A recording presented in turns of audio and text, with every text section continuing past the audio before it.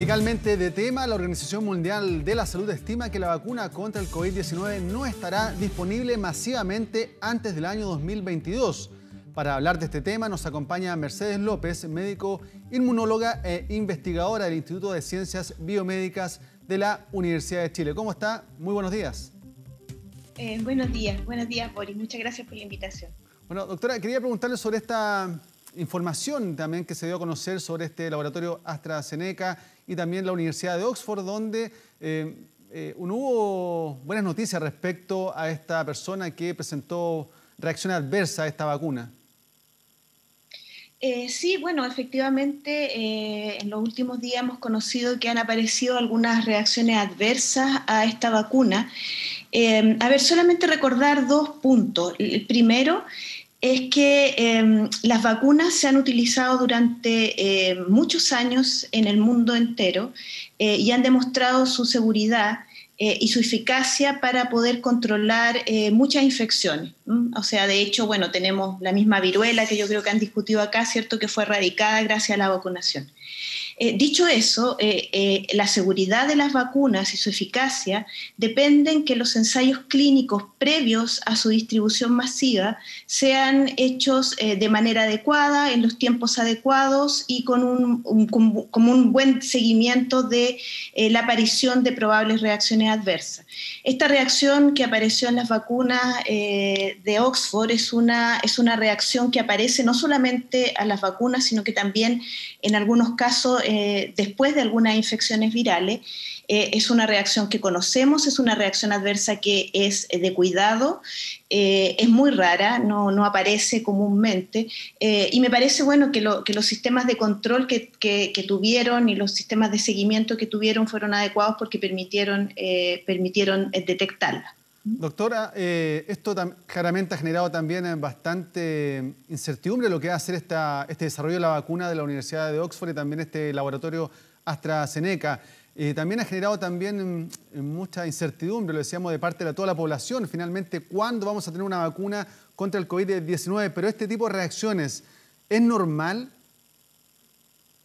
A ver, primero, yo creo que lo primero que deberíamos entender todos nosotros, todas las personas, es que las pandemias, y en esta en particular, no es una solución la vacuna en el corto plazo. O sea, la vacuna, hay que ponerse en el lugar de que llevamos recién 8 meses con este virus, ¿sí? Entonces, plantearse de que vamos a tener una vacuna en enero o en febrero me parece que es muy arriesgado porque fundamentalmente puede puede alterar la confianza que la población en general tiene a las vacunas. Entonces, lo primero decir de que, como se han dicho en múltiples espacios, el control del virus depende fundamentalmente de que nosotros seamos capaces de trazar el virus, de detectar los casos y los contactos, de lograr aislarlos eficientemente y de mantener las medidas de distanciamiento físico para poder realizar una vida lo más normal posible. Y eso depende tanto del esfuerzo que cada uno de nosotros pongamos como de la autoridad sanitaria que sea capaz de establecer y ordenar el sistema de salud, principalmente apoyando mucho más eficazmente que lo que se está haciendo hasta ahora la atención primaria para que lo que llamamos trazabilidad, ¿cierto?, que es detectar al caso, detectar al contacto y aislarlo sea posible. Las vacunas, que van a venir sin duda, requieren de tiempos para poder ser analizados. Si bien las primeras 2 fases, la mayoría de las vacunas que están disponibles, han sido muy aceleradas, la tercera fase, que es la que estamos entrando ahora, requiere de lo que en algunos momentos se llaman tiempos humanos, que yo le digo tiempo humano, es decir, requiere de que podamos seguirlos adecuadamente. Los protocolos clínicos que están hoy día, por lo menos con los investigadores que nosotros hemos conversado, que están liderando estos protocolos, ellos dicen que la fase 3 va a durar aproximadamente un año y medio. Por lo tanto, es ese el tiempo en que nosotros tenemos que empezar a pensar para siquiera imaginarnos que la vacuna va a estar para uso de toda la población. Así que absolutamente concuerdo con la posición de la OMS. Esta reacción adversa que apareció, que como te digo es muy rara, es una voz de alerta en el sentido de que no podemos acelerar los ensayos clínicos en fase 3, que tenemos que seguirlos a los pacientes el tiempo necesario y que eso va a requerir fundamentalmente tiempo. Así ¿Doctora? Que sí, no, yo por lo menos mi impresión es que nosotros no vamos a tener una vacuna disponible masivamente antes del 2022, finales del 2021. Doctora, ¿estábamos pecando de optimista con el desarrollo de esta vacuna en esta fase 3? Yo creo que lo que sucede es que estamos sacando las castañas con la mano del gato, en el sentido de que le damos una información a la población que es confusa. Las vacunas son una muy buena alternativa, pero requiere, obviamente, de tiempo para poder analizar su eficacia y su seguridad, como cualquier otro medicamento, como cualquier otra intervención en salud. Es decir, no es una bala mágica que porque se nos ocurre va a salir y se va a instalar y nos va a sacar de este problema. Hasta ahora lo que nosotros sabemos y la evidencia que está acumulada es que lo que nos va a sacar de este problema es que logremos de una vez por todas generar un sistema seguro y eficaz de seguimiento de casos y contactos y de su aislamiento, y que nosotros, cada uno de nosotros, realice y sea muy responsable con las medidas de aislamiento físico. En particular, ¿cierto? Tenemos cosas muy importantes para los chilenos. El 25 de octubre tenemos un plebiscito. Este plebiscito tiene que ser hecho de manera segura, ¿cierto? Y eso va a depender no solo de que nosotros seamos capaces de protegernos y generar estas medidas que nos protegen, sino que también que la autoridad sanitaria sea clara, sea precisa y ponga los focos donde los debe poner. Doctora, una de las reacciones que presentó esta persona se llama mielitis transversa. ¿Qué es? Sí. Usted dice que una reacción muy rara, no es común en este tipo de ensayos clínicos. ¿Qué significa esta reacción? A ver, como yo les digo, sí, la mielitis transversa, como les dije anteriormente, es una reacción inflamatoria, autoinmune, que le llamamos nosotros, que no aparece solamente, es una reacción que aparece a veces después de algunas infecciones virales, posinfecciosa que le llamamos nosotros. Hay algunos otros casos en que la mielitis transversa es idiopática, es decir, que no conocemos la causa, pero se ha descrito en algunos ensayos clínicos asociados como un efecto adverso a vacunas, un efecto adverso, como te digo, muy, muy raro, y consiste fundamentalmente en que se produce una reacción inflamatoria hacia una proteína que recubre los nervios y por lo tanto se produce una alteración del impulso, de la velocidad de transmisión del impulso nervioso y por lo tanto hay una alteración neurológica de los pacientes.